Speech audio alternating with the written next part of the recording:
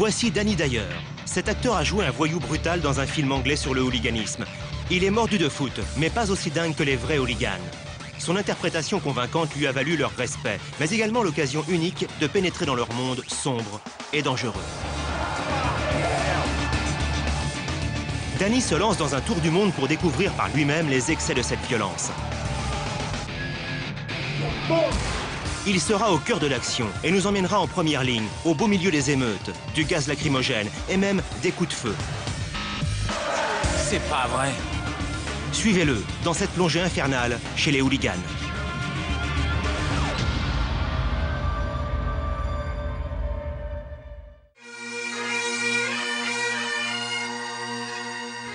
Aujourd'hui, je pars à la découverte d'un pays à la fois magnifique et dur. Ces fans de foot sont en général perçus comme des buveurs de whisky pacifique qui portent des kilts. Mais croyez-moi, cette image est bien loin de la vérité. On y trouve l'une des rivalités les plus violentes, acharnées et meurtrières au monde. Cette terre a servi de champ de bataille à certains des hooligans les plus craints et les mieux habillés de Grande-Bretagne. Bienvenue en Écosse. Rien ne vaut une bonne bagarre. Il n'y a rien de mieux. L'adrénaline prend le dessus, on voit rouge, on aperçoit les supporters adverses et on fonce dans le tas. Ils utilisaient des cocktails Molotov, du gaz lacrymogène, des bâtons.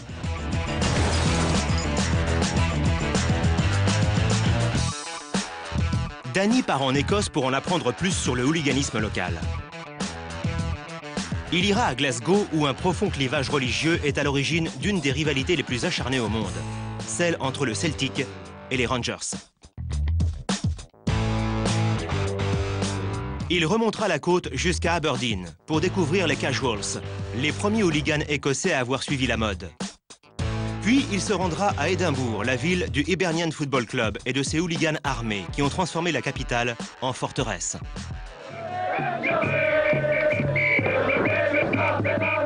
La Tartan Army, cette bande de joyeux fêtards très respectés qui supportent l'équipe nationale écossaise quoi qu'il arrive, offre une image sympathique du football écossais. Mais il n'y a rien d'amical entre les deux équipes les plus supportées et les plus victorieuses du pays, le Celtic et les Rangers. Ces deux clubs viennent de Glasgow.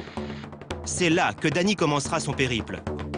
Aujourd'hui, c'est jour de derby, une des rencontres les plus explosives de la planète. Danny va y assister, car on lui a dit que c'était plus qu'un simple match de foot. Glasgow est divisé par des questions de religion. Certains quartiers catholiques supportent le Celtic, et d'autres, protestants, soutiennent les Rangers. Au fil du temps, la violence et les deux équipes surnommées la Old Firm sont devenues indissociables. It wouldn't be the same at a Rangers-Celtic match if opposing supporters didn't clash. One 18-year-old supporter was knocked to the ground, and as he tried to rise, another fan struck at his head with a meat cleaver.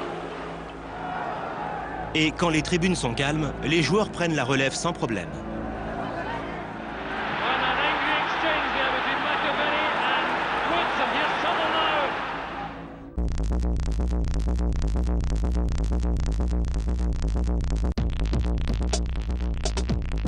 Voici Jim McTaggart.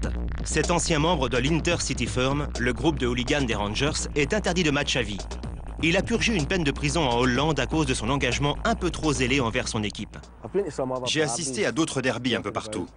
Celui entre le Celtic et les Rangers est de loin le pire. Le cœur de John O'Kane, fils d'immigrés irlandais, bat pour le maillot vert et blanc. Il est membre des Celtic Soccer Casuals. Il a oublié le nombre de délits dont il a été reconnu coupable et a été emprisonné il y a 2 ans pour cette attaque sur ce pub. Il n'y a pas d'équipe plus rivale en Grande-Bretagne, et de loin. À chaque match, il y a des problèmes, même si ce n'est qu'un petit match de coupe. Il y a des émeutes, des bagarres. Les arbitres sont attaqués, le terrain est envahi par les supporters. Des gens se font poignarder et meurent. La police montée nous poursuit dans les rues, c'est de la folie. Tout ça à cause des fans du Celtic et des Rangers. Ils se détestent réellement. Danny va assister à une des rencontres les plus imprévisibles du monde pour se faire sa propre idée.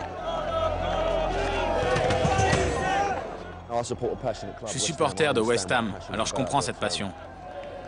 Mais là, c'est puissant, je dois l'avouer. C'est impressionnant. Cette ambiance a une odeur particulière. On arrive presque à sentir cette tension. C'est très dur à expliquer. Ces deux clubs se méprisent profondément pour des questions politiques. Et les supporters sont très proches les uns des autres. C'est incroyable. Cette rivalité découle du sectarisme d'Irlande du Nord, importé en Écosse au XIXe siècle, quand des milliers d'immigrants irlandais, à la fois catholiques et protestants, sont venus s'installer à Glasgow. Dans un sens, les anciennes traditions sectaires du nord de l'Irlande ont été transférées par les immigrants, particulièrement au centre-ouest de l'Écosse. À l'origine, les deux communautés et les deux clubs qui les représentent s'entendent bien. Les journaux de l'époque ont montré qu'elles avaient des relations amicales non négligeables. La rivalité existait déjà, mais l'aspect sectaire n'est apparu que plus tard. Dans les années 20, une récession importante touche la ville. En ces temps difficiles, les protestants majoritaires s'en prennent à la minorité catholique, faisant preuve de discrimination à tous les niveaux. Glasgow se divise alors en deux camps. Les troubles en Irlande du Nord traversent la mer d'Irlande pour venir alimenter les flammes à Glasgow. Cette haine sectaire trouve alors un exutoire dans le Celtic et les Rangers. Demain midi, Danny fera l'expérience de cette animosité lors du derby entre les deux équipes.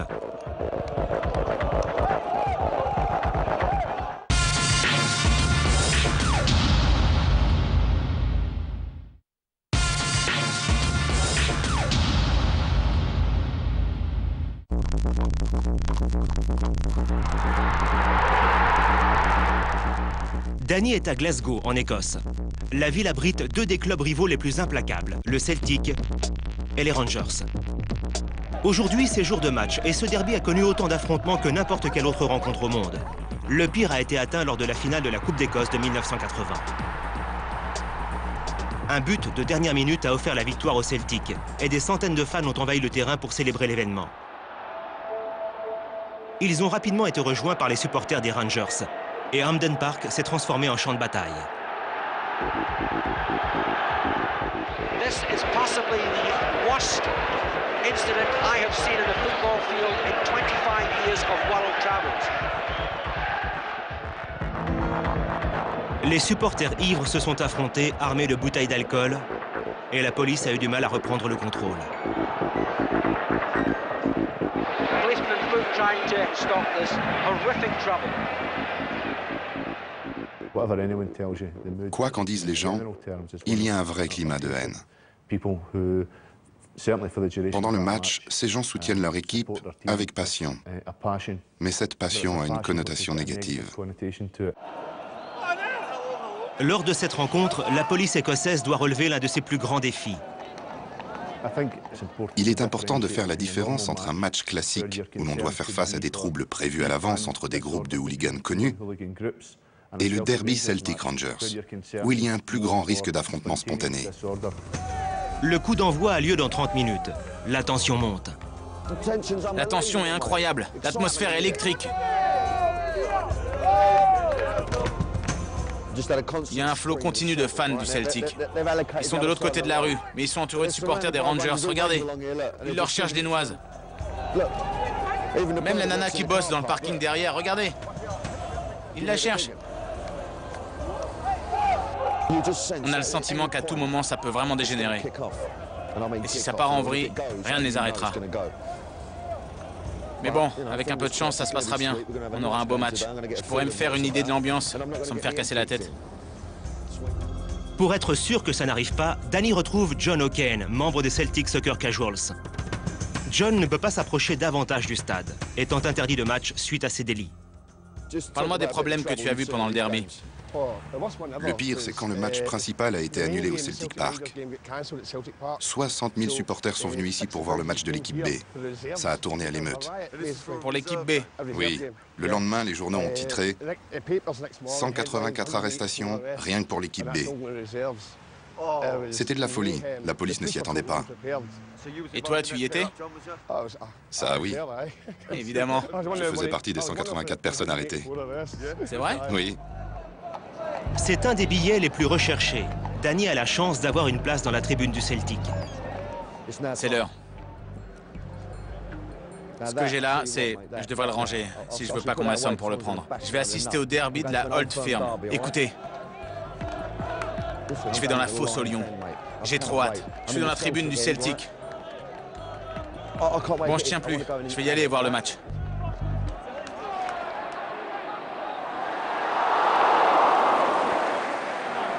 La rencontre est aussi tendue que l'atmosphère dans les gradins. Et dans la plus pure tradition du derby, le Celtic gagne 1-0. Le match n'est pas un classique du genre, mais l'ambiance est quand même incroyable. Je vais vous dire. Facile. J'ai l'impression d'être totalement défoncé. C'était absolument hallucinant. Je suis totalement stupéfait, tous ces bruits résonnent dans ma tête. C'était super intense. J'avais jamais vécu quelque chose comme ça de ma vie. Et vous savez quoi? On ne vit qu'une fois. Vous devez assister à un derby Rangers-Celtic au moins une fois dans votre vie. Après avoir assisté au match avec les supporters du Celtic, il est prévu que Danny retrouve des fans des Rangers. Mais traverser aussi vite les lignes ennemies l'angoisse un peu. Je vais aller discuter avec les Rangers. Ils viennent de perdre et je ne sais pas dans quel état d'esprit ils sont. Ça me plaît pas plus que ça, mais je veux les rencontrer. Avec de la chance, ils seront cool avec moi. Je ne sais pas si je leur dirai que j'ai vu le match avec les fans du Celtic. Je me déciderai en les voyant. Mais on m'a assuré que ce sont des gens bien, qu'ils veilleront sur moi. Ils ont perdu, mais j'espère qu'ils me prendront sous leur aile. On verra bien.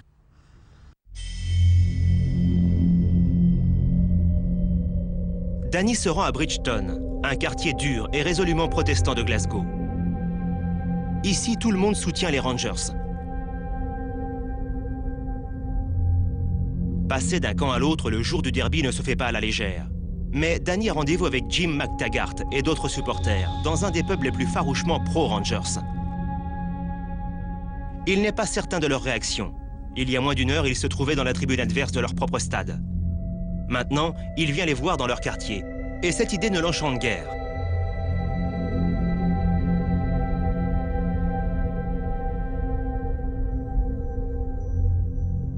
Heureusement, tout le monde le reconnaît grâce au film. L'accueil est chaleureux. Une pinte du breuvage local à la main, il redevient très vite lui-même. Merci de me rencontrer, Jim. J'apprécie beaucoup. J'étais avec les fans du Celtic pendant le match, mais je voudrais aussi connaître votre point de vue. J'ai vécu une expérience hallucinante. Je supporte West Ham, mais là, ça va beaucoup plus loin que le sport. C'est surtout une question de religion. Si on enlève cet élément, le match Rangers-Celtic est un derby comme un autre. C'est vrai. Dis-moi comment ça se passe quand on est membre d'un groupe de hooligans. Pourquoi tu les as rejoints? Pour les sensations, l'adrénaline. T'es avec tes potes et tu te frottes à d'autres gens qui ont la même mentalité. On est tous là pour se bagarrer. À ton avis, il va y avoir du grabuge plus tard? Là, ça a l'air assez calme, chacun dans son quartier.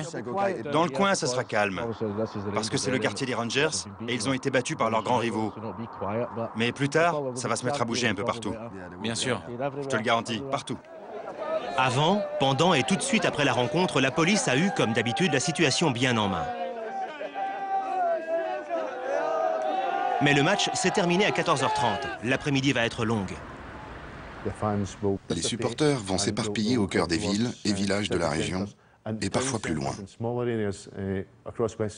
Éviter qu'ils se croisent dans des pubs, des clubs ou ailleurs va devenir plus difficile.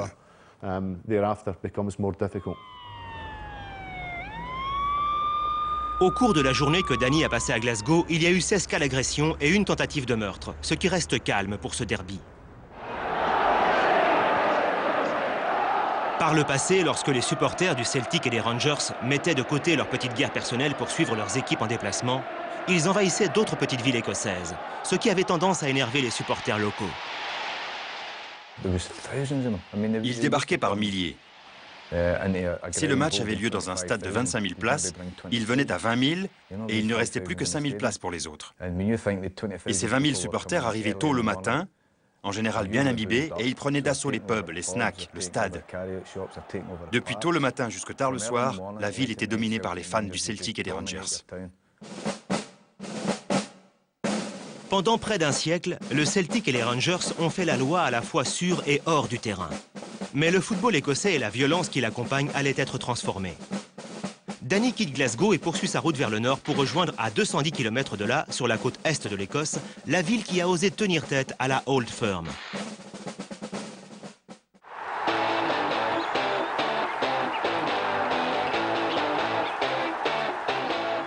Dans les années 80, Aberdeen, plus connu pour son agriculture que pour son équipe de foot, met fin à la domination des Rangers et du Celtic. L'équipe devient la reine du football écossais, sous la houlette du légendaire Sir Alex Ferguson. Fergie a quitté Sainte-Myrène pour Aberdeen. Il a pris le taureau par les cornes et nous a propulsés au sommet, ce qu'on n'aurait pas pu imaginer.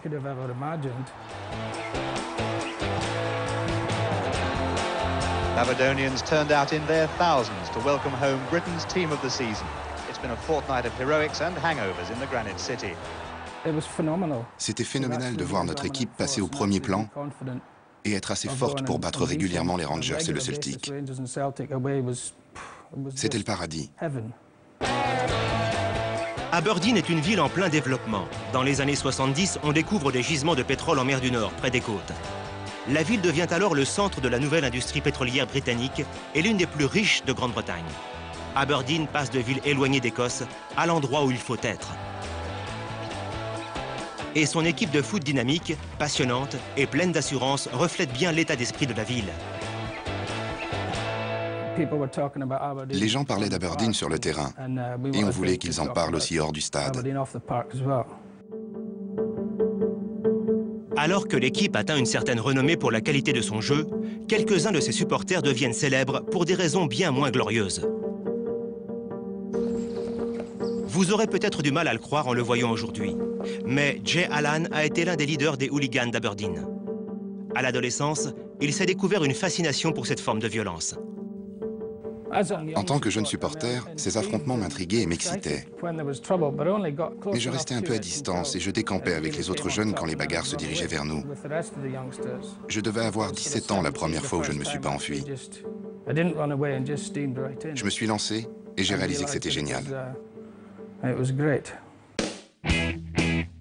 Porté par les victoires de l'équipe, une armée grandissante de jeunes supporters cherche à se démarquer du hooligan de l'époque, avec son écharpe aux couleurs de l'équipe, son crâne rasé et ses Rangers. L'inspiration leur vient lors d'un match de Coupe d'Europe à Liverpool, quand ils aperçoivent le look des supporters adverses. Dans la tribune d'en face, il y avait peut-être 300 mecs, sans écharpe, avec des lunettes rétro, un look presque disco et néo-romantique. Ça nous paraissait tellement bizarre. On n'avait jamais vu ça. Mais bizarrement, je crois qu'on a été nombreux à trouver ça plutôt cool. Les Aberdeen Soccer Casuals sont nés.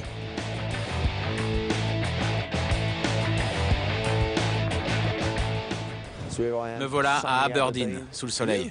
Et c'est vraiment superbe. Je n'avais encore jamais été aussi loin au nord. Mais ça caille. Je suis venu rencontrer certains membres d'origine d'un des premiers groupes casual britanniques.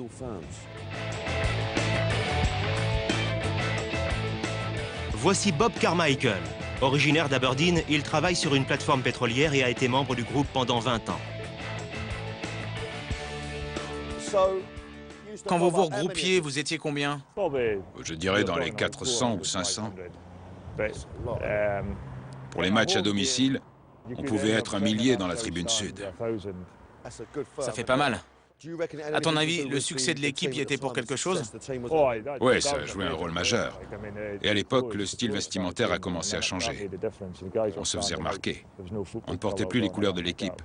Notre truc, c'était de mettre des joggings de marque, des tenues de golf, de tennis, ce genre de choses.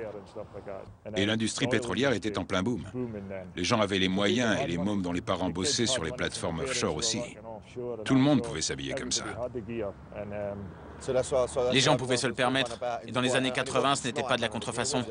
C'était de vrais vêtements de marque. Le truc, c'est qu'on était les seuls à le faire.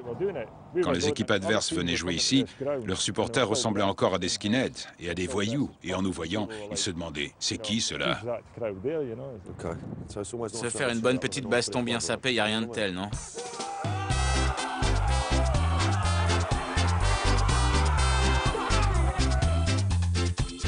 Dans les années 80, les hooligans d'Angleterre et d'Aberdeen arborent des vêtements de marque. Mais le reste de l'Écosse est à la traîne. Les hooligans d'autres clubs, comme celui de Motherwell, en sont encore au style traditionnel du skinhead Rangers. C'était le cas de Matt Johnston, ancien membre du groupe de Motherwell. Pour lui, les casuals n'avaient rien d'extraordinaire. On était tous des skinheads purs et durs. Quand on a vu ces mecs avec leurs coupes de cheveux, leurs jeans serrés et leurs grosses baskets blanches, on s'est dit « C'est qui ces pédés ?» On s'attendait à ce qu'ils s'enfuient en courant. Mais ils se sont battus, et bien battus. C'était notre première rencontre avec les casuals. Non seulement ils savent se battre, mais ils le font en toute impunité. Leur look sert de tenue de camouflage. On ne pouvait aller nulle part quand on était skinhead à l'époque. La police nous arrêtait et nous fouillait sans aucune raison. C'était assez gonflant. C'est là qu'on s'est dit, attendez une minute, ces types se font jamais choper simplement à cause de leur façon de s'habiller. Le groupe de Motherwell décide donc de passer au style casual.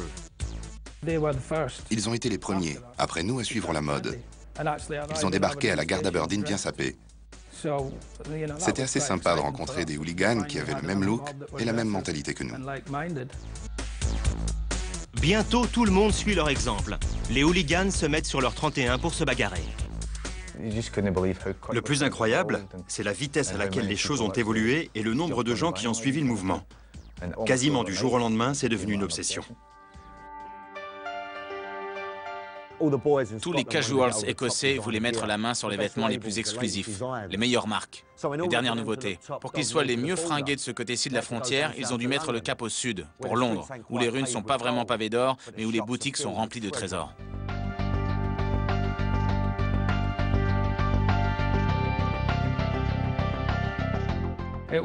On prenait ça très au sérieux et on dépensait des sommes colossales en fringues.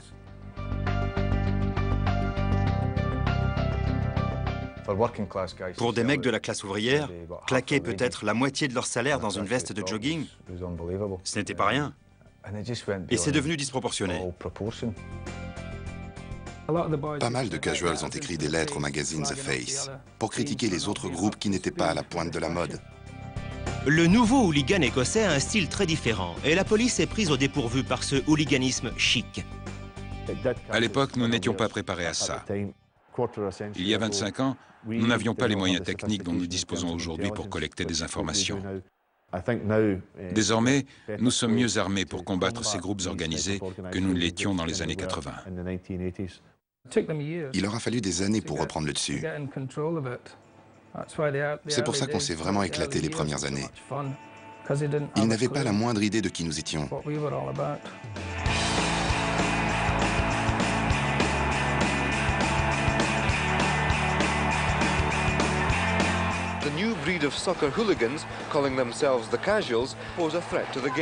Les médias ont trouvé leur nouveau sujet. Les casuals héritent du rôle des mods et des rockers des années 60 et des skinheads des années 70. Les journaux écossais sont atteints par le virus casual. Danny poursuit son voyage pour découvrir l'impact du hooliganisme casual sur la capitale écossaise.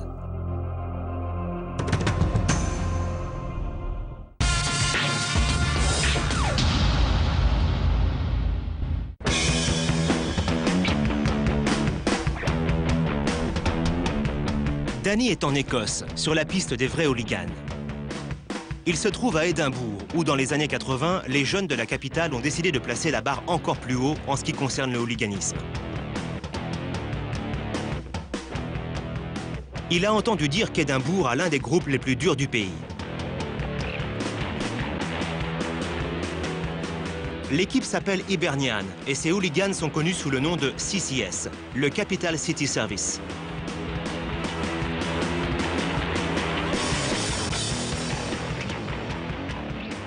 Le CCS voit le jour quand les bandes des différents quartiers de la ville se rassemblent sous la même bannière. Derek Dykes a 39 ans et plus de 30 condamnations pour hooliganisme. Il était là quand tout a commencé. Chaque quartier avait son propre gang. Moi, j'étais dans celui du quartier de Lace. Quand le Celtic, les Rangers ou d'autres venaient, les bus de supporters se garaient au bas d'Easter Road. Ils devaient passer sous un pont de chemin de fer, d'où on lâchait des briques. C'est comme ça que j'ai commencé. Et en 1984, tous les gangs se sont regroupés. Et c'est là que je suis devenu membre du CCS.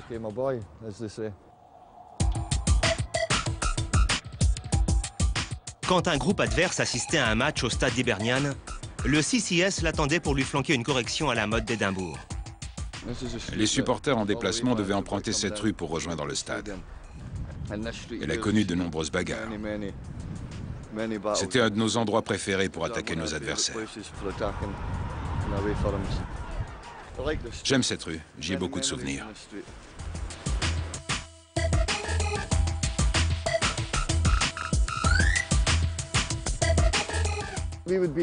En gros, on se retrouvait dans ce pub là-bas. C'était l'endroit parfait pour attaquer les supporters adverses. C'est drôle, les gens qui passaient par Easter Road disaient qu'à un moment, il n'y avait personne et que l'instant d'après, on était là par centaines. Comme des rats qui surgissent des égouts.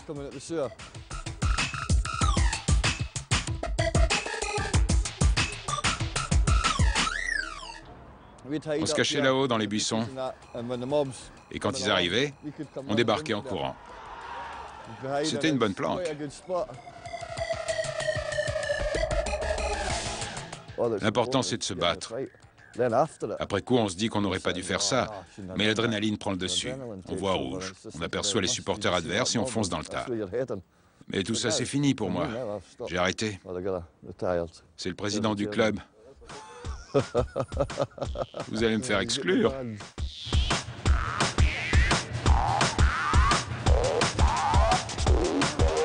Le CCS avait une section junior, la Baby Crew, dirigée par Bradley Welsh.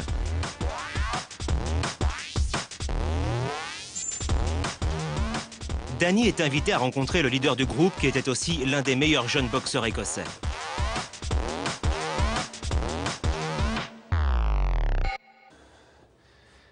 Soyez comme un paysan russe dans une pâtisserie française. Je ne sais pas vraiment à quoi m'attendre avec ce gars. Il a l'air spécial, non? Il a l'air de quelqu'un à avoir près de soi en cas de problème. Vous avez vu? Ça fait 2 fois le tour. Méchant coup de poing. J'étais pas plus haut que ça, un petit gamin maigrichon. Mais je faisais de la boxe. À 14 ans, j'avais déjà gagné des titres nationaux. Je faisais des combats locaux, nationaux et internationaux. La violence ne m'attirait pas, mais j'étais doué pour ça. À 14 ans, il dirigeait la Baby Crew. La plupart des groupes ont une section junior et celle d'Hibernian était la plus connue. J'étais un des fondateurs de la Baby Crew. On avait 13, 14, 15 ans. On était plus jeunes que les membres de la CCS. Ils étaient un peu comme nos grands frères, mais on voulait trouver nos propres bagarres et on a fondé notre groupe. Et le plus âgé avait quoi, 15 ans? Oui, on était tous encore à l'école quand ça a commencé en 1983. On a continué en 84 et 85. Quand on a eu 16, 17 ans, les deux groupes se sont réunis. Et vous étiez toujours partant? Bien sûr, on était à fond, 24 heures sur 24, 7 jours sur 7. C'était notre truc. Et pas que pour les matchs.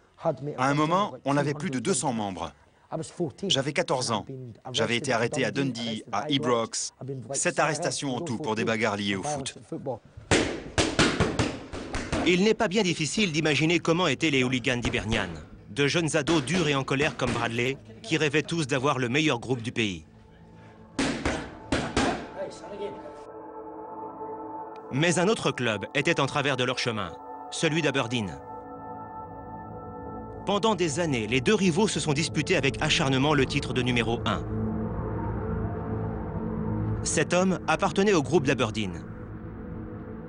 De 1984 à 1990, Dan Rivers a voyagé à travers tout le pays avec les Aberdeen Soccer Casuals.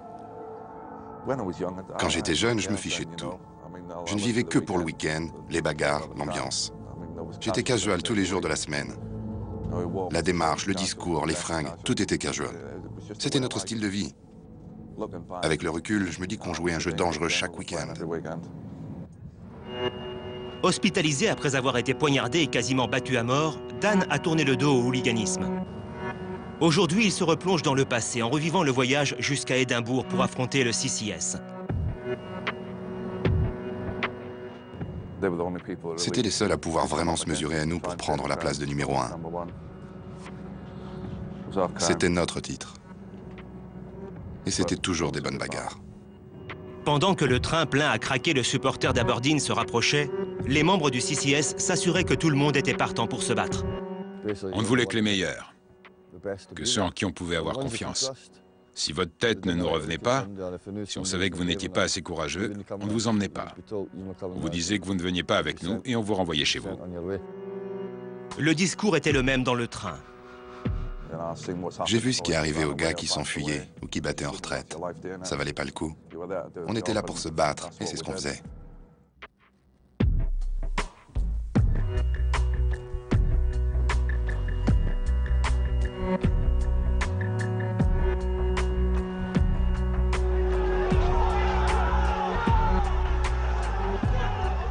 Mais même les plus endurcis avaient le trac à la dernière minute. On se mettait à avoir la trouille parce qu'on ne savait pas ce qui nous attendait, ce qui allait se passer, qui serait là et combien il serait. Il y avait une part de peur, mais cette peur nous poussait vers l'avant. Il fallait l'accepter et en tirer parti. Une fois le train arrivé en gare d'Édimbourg-Waverley, les deux groupes se préparaient à s'affronter.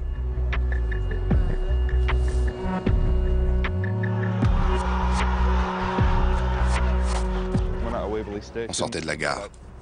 On était dans les 350 ou 400. Plus on était nombreux, mieux c'était. On était comme une armée, une unité. On était les ASC, les hooligans d'Aberdeen. Les mecs d'Aberdeen passaient par là. On n'avait qu'à venir sur ce pont pour les voir arriver. Nos guetteurs nous disaient exactement où ils se trouvaient, s'ils tournaient à gauche ou à droite.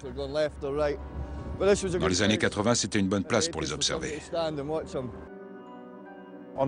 Dans Easter Road, une ligne de démarcation se formait. Les gars se tournaient autour au milieu, et les projectiles se mettaient à voler. Nos leaders se lançaient contre leurs leaders au milieu de la rue, et dès qu'on entendait « En avant Aberdeen », on fonçait dans le tas. Dès qu'on commençait à se battre, on ne s'arrêtait pas. On ne faisait pas de pause. Une fois qu'on était dedans, on y restait. Jusqu'à ce que la police débarque et nous sépare. Là, on s'enfuyait. C'est comme ça que les bagarres s'arrêtaient. On ne se courait pas après. Une fois qu'on était lancé, on y allait. Les hooligans s'amusaient peut-être, mais en 1985, une tragédie a lieu. Un hooligan d'Hibernian manque de perdre la vie lors d'affrontements avec ceux d'Aberdeen. Ça a été une honte. Il s'est retrouvé isolé d'un côté de la route et on était de l'autre. Plein de gars ont décampé ce jour-là. Ça a été la pire bagarre que j'ai vue. Il était très grièvement blessé. Certains journaux disaient qu'il était mort, mais c'était faux. Il était dans un état critique. Après ce jour où Raymond Morel a failli perdre la vie, le simple fait d'entendre le nom Aberdeen, pour nous, c'était... Il fallait qu'on se venge. Et on l'a fait. Cette vengeance prend la forme d'une arme encore inconnue dans le monde du hooliganisme. Les mecs d'Aberdeen arrivaient de par là, pour aller à la gare. Quand ils ont tourné ici, on a tous débarqué de par là-bas. Il y avait autant de monde qu'aujourd'hui. Le cocktail Molotov a été lancé depuis l'arrêt de bus et il a atterri par ici. En voyant les flammes s'élever et la bouteille éclater au beau milieu de la rue, tout le monde a été abasourdi. Le hooliganisme avait atteint un tournant. On a pris notre pied, et encore plus en voyant les mecs d'Aberdeen se casser. C'était cool aussi. Dommage qu'on n'ait pas pu les choper. Ce cocktail Molotov, ça a été un moment décisif. C'était leur façon de nous dire « pas question que vous fassiez la même chose ». C'est comme ça qu'on a pris la première place. À l'époque, le groupe d'Aberdeen était le meilleur, mais après, on a continué. Et à chaque fois que leur équipe jouait ici, tous les supporters d'Hibernian venaient au match. C'était la rencontre la plus importante pour nous, nos plus grands rivaux. Dan et Derek se rencontrent pour la première fois. Il y a 20 ans, ils se seraient battus dans ces rues. Mais aujourd'hui, une étrange courtoisie lie ses anciens ennemis qui partagent le même passé violent. C'est bizarre. Cette rue était géniale, non? Ça, oui. Ça faisait un grand fracas. Oui, comme une collision au milieu de la route. Des corps partout. C'était bon, c'était réjouissant.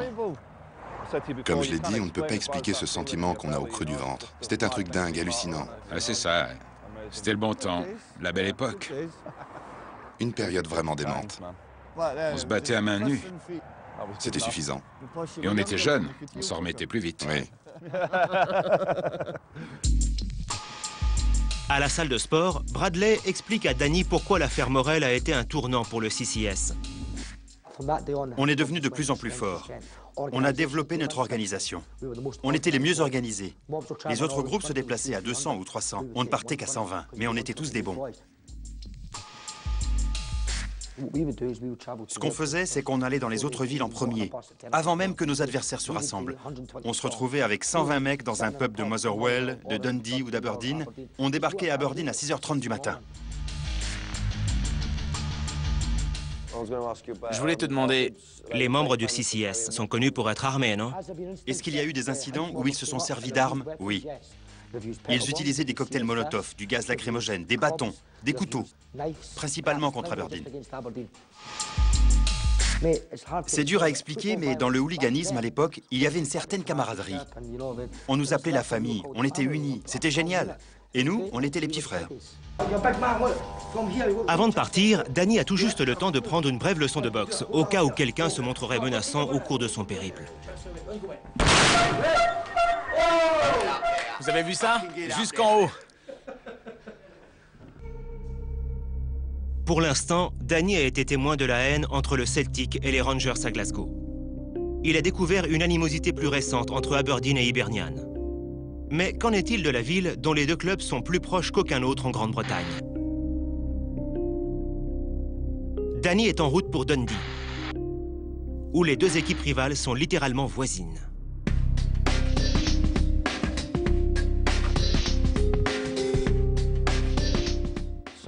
Je viens d'arriver dans Tannadice Street, où se trouve le stade de Dundee United. Là, vous voyez? Et, vous n'allez pas le croire, voilà celui de Dundee. Je n'ai jamais vu un truc pareil de toute ma vie. Les deux stades sont juste à côté, c'est hallucinant. J'arrive pas à le croire, c'est dingue. Il n'y a pas de club plus proche dans les îles britanniques et chose incroyable, ils ont le même groupe de hooligans. C'est inouï, ça m'échappe complètement. Je veux comprendre comment ça fonctionne, alors je vais aller discuter avec quelques membres.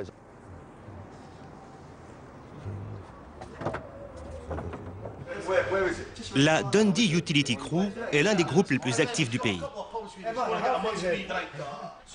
Comment votre groupe a-t-il vu le jour? Dundee est une petite ville, même si c'est la 4e ville d'Écosse. Elle n'est pas si grande que ça. Les principaux supporters des deux clubs étaient tous potes. Ils passaient leur samedi soir au pub, et un jour, ils ont décidé d'aller tous ensemble assister à un match. C'est parti de là. Une semaine, on suivait Dundee.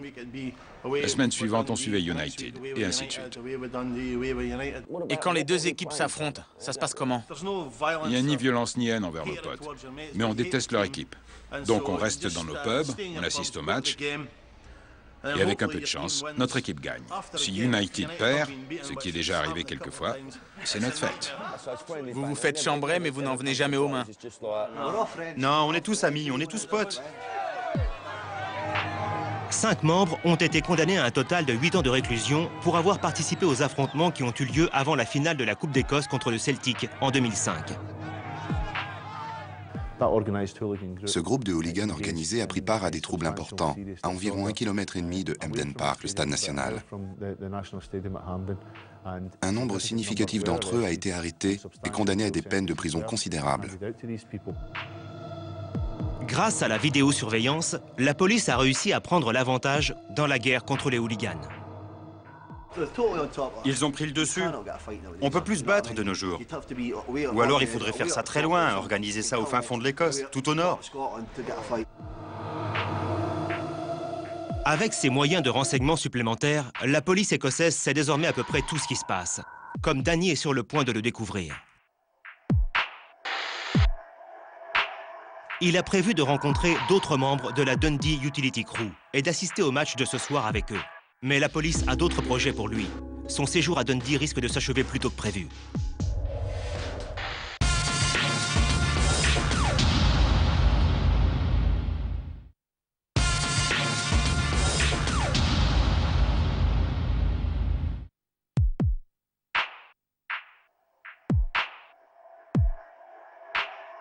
À Dundee, Danny a rencontré certains membres de la Dundee Utility Crew. Ils doivent en retrouver 80 autres et assister à un match. Mais une surprise de taille attend Danny. La police a contacté notre équipe de production et a demandé que Danny n'aille pas à ce match. Elle craint que sa présence n'augmente le risque de problème. La police n'a pas précisé comment elle avait découvert les projets de Danny. Surveillance du réseau Internet, un informateur. De nos jours, elle a l'avantage et c'est exactement ce qui se passe dans le monde des hooligans. Les flics savent que je suis ici. Ça m'a vraiment fait comprendre à quel point ils ont le contrôle. C'est incroyable. Ils ont l'air de connaître les moindres faits et gestes de chaque groupe, de savoir où ils vont se rendre. Il ne s'agit que d'un petit match à Dundee. Je voulais juste y assister pour voir l'ambiance. Mais la police a demandé que je n'y aille pas. Et j'ai vraiment pas envie de me faire coffrer. La production a donc décidé qu'on n'irait pas au match. Un homme était bien connu des services de police dans les années 80. Jay Allan, membre des ASC. En 1986, il reçoit le choc de sa vie. On ne prend pas ça très au sérieux, jusqu'à ce qu'on se retrouve en tôle. Sa condamnation pour atteinte à l'ordre public lors de troubles à Motherwell est la 7e. Il devient alors l'un des premiers hooligans écossais à être emprisonné. C'était très embarrassant pour ma famille, pour les gens en rapport avec ma famille et pour celle de ma copine. C'était l'enfer. Et je ne voudrais pas revivre ça, ni leur faire revivre ça. Aujourd'hui, il a laissé la vie de hooligan loin derrière. Il s'occupe d'un petit hôtel-pub dans le petit village de Methlick, tout près d'Aberdeen. Ça a été ma vie pendant un temps et je me suis bien amusé. Mais tout a une fin. J'apprécie vraiment la vie de village et tout ce qui va avec. Je suis aussi conseiller municipal. Je m'occupe de la plomberie et de la fête des personnes âgées. Je chasse et je pêche. J'ai une copine géniale. Un fils magnifique. J'ai une vie plutôt saine. Contrairement aux autres hooligans que Danny a rencontrés, Jay, de par son expérience, ne voudrait pas que son fils marche sur ses traces. Je pourrais difficilement être trop dur avec lui. Mais je serais un peu déçu et j'aurais peur pour lui. Je n'aimerais pas qu'il y laisse ses dents ou sa liberté. Mais pour John Hocken, tourner le dos au hooliganisme n'est pas aussi simple. Bien qu'il vienne de sortir de prison pour un délit de cet ordre, il sait qu'il ne pourra jamais dire jamais. T'as officiellement pris ta retraite? Je suis obligé de répondre. C'est vrai, on peut se dire qu'on arrête, qu'on reste à l'écart. Mais c'est comme une drogue, comme avec l'alcool. Un ancien alcoolique ne pourra jamais dire qu'il ne boit pas. Il restera un alcoolique, peu importe quand il a bu un verre pour la dernière fois. Un hooligan sera toujours un hooligan, même s'il ne s'est pas battu depuis longtemps.